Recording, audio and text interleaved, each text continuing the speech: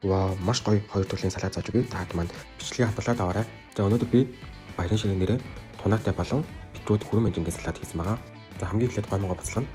Гомгоо дуран гом байж болно. За хоёр шиг өргөс тэмэх. Өргөс тэмхээ би хоёр төрлөөр ингээд ирчээд өгсөн.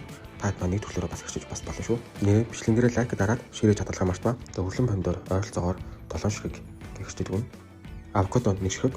За авокадогоо яагаад хийж өгч байгаа вэ гэхээр би гомтой юм тунаатай юм салаад нэлээд гоё тогтцдог. Болохоор нь хийж байгаа. За дуран сонгоноос бага хэмжээнд жижиглээ ирчээд өгнө.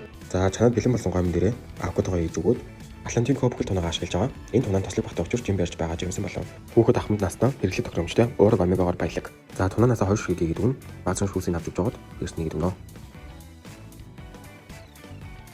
Үн дээрээ эрдэн шишээ хийгээд өгнө. Эрдэн шишин байгалийн амтаараа нэмэлт ам дөнгө оруулагчгүй. За үн дээрээ өвстэй помидор баазан сонгон давс хар биш дамтлагаар хийгээд өгнө. За майонезнаас хийгээд өгнө. За тэгээ сайхан хутгаад халиад өгнө. За ингээ өнөөдөр маань тунаатай салаад маань ингээ бэлэн боллоо. Маш гоё амттай болдог шүү.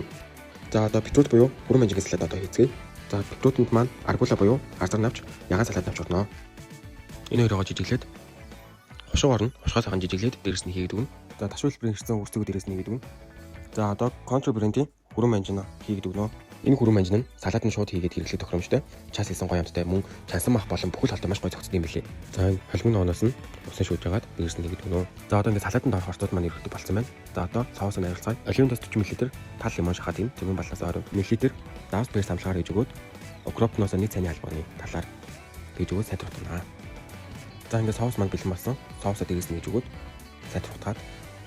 За ингээд өнөөдрийн манай хүрэн манжингийн салаад маань бэлэн боллоо.